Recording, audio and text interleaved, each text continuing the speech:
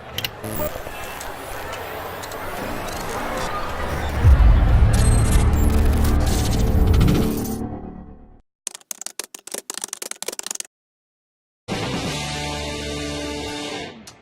good evening and welcome to Tucker Carlson Tonight. There was an unexpected and kind of amazing moment at the White House today. Kanye West, the rapper, showed up in the Oval Office and proceeded to give what amounted to effectively a campaign speech while sitting directly across from the President of the United States and while pounding on the presidential desk. You've likely already seen pictures of what happened. It's everywhere.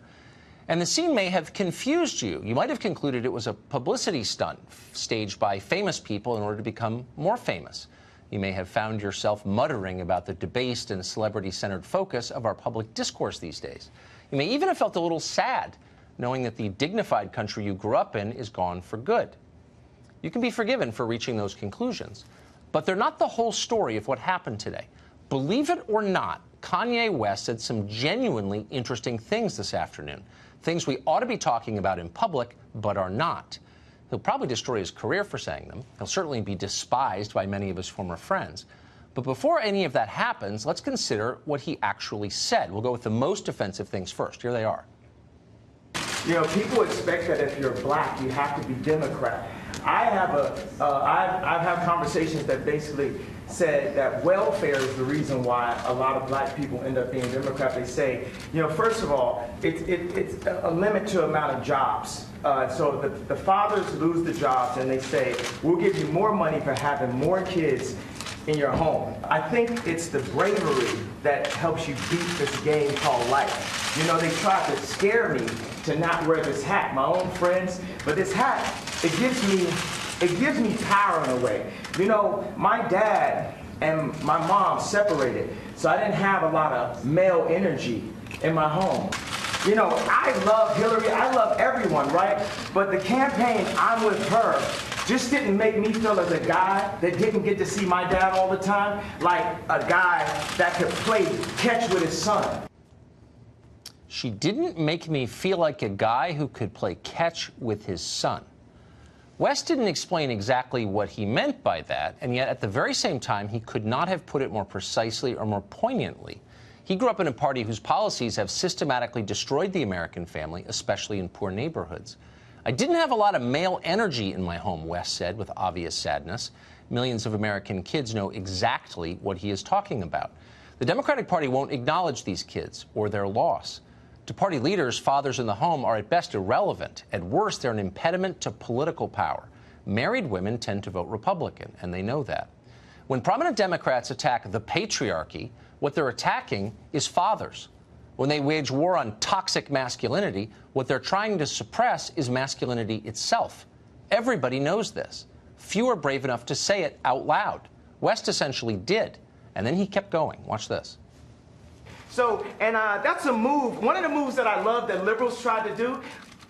The liberal would try to control a black person through the concept of racism because they know that we are very proud, emotional people. So when I said I like Trump to like someone that's liberal, they'll say, oh, but he's racist. You think racism can control me? Oh, that don't stop me. That's an invisible wall. You think racism can control me? It's an invisible wall. The reporters looking on seemed stunned, even betrayed. And then just to rub it in, West went on to defend the Bill of Rights. Watch. What about gun violence with all the debate about the Second Amendment going on? The problem is illegal guns. Illegal guns is the problem, not legal guns. We have the right to bear arms. What do we make of all of this? Well, obviously, just from watching, you can tell that Kanye West is an eccentric guy. He meanders. He talks like someone who's never had to filter his thoughts, which he probably never has had to do. But much like someone else who comes to mind, West may be precisely crazy enough to think for himself, and that's a valuable quality right now. No consultant advised him to say any of that. Clearly, nobody controls him. Sometimes he doesn't control himself. But listen carefully to what he said. Sprinkled throughout his ramblings are flashes of truth, real insights into the way the world actually is, rather than the way they tell us it is. Nobody else is allowed to talk this way. Go ahead and try it at work. You'll get fired. West doesn't care, and that makes him dangerous to a system that is based almost entirely on piety and lying. If you're benefiting from a system like that, Kanye West must be crushed. Here's the math of it. The Democratic presidential candidates, everyone who runs, needs to get almost the entire black vote in order to win a national election. That's not easy to do, so in order to do it, Democrats sow racial division. They pit Americans against each other based on their ethnicity. You can't support them. They're the wrong color. You hear that all the time. It's now the essential Democratic argument. It's destructive, but more ominously for Democrats, it may no longer be working. A poll by Public Broadcasting just last week found that Trump's approval rating with Hispanic voters is 41%. That's higher than it is with college-educated white voters. If anything like that ever happened among African-American voters, the game would be over. So that can't happen. Kanye West must be destroyed. And so the thought police swooped in almost immediately to arrest this disobedient artist and declare him incompetent.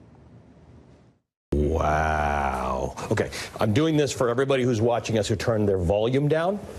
You can put it back up again. That But was if you think you're bonkers. going to get a thoughtful play-by-play and political analysis, you're not. Because that was an assault on our White House. It was a combination of stream of consciousness. I felt like I was sitting in on a psychiatric visit and a commercial for Donald Trump. What I saw was a minstrel show today. Him in front of all of these white people, mostly white people, embarrassing himself and embarrassing Americans, but mostly African Americans. Yeah, shut up, Kanye. You're crazy. Keep in mind, this is coming from the same people who believe Hillary Clinton is entirely well, indeed a serious person. They're hoping this works, this crazy stuff, and that you believe them. And just in case you don't, they want to remind you that Kanye West is a race traitor, as Don Lemon just said, who has a low IQ. Here was CNN on Tuesday night. Kanye West is what happens when Negroes don't read. And we have this now, and now Donald Trump is going to use it and pervert it, and he's going to have somebody who can stand with him and take pictures.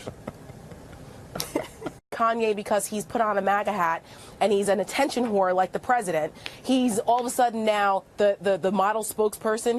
He's the token Negro of the Trump administration. Got that? He can't read because he's the N-word. That's what the liberals on a liberal cable channel are now telling you.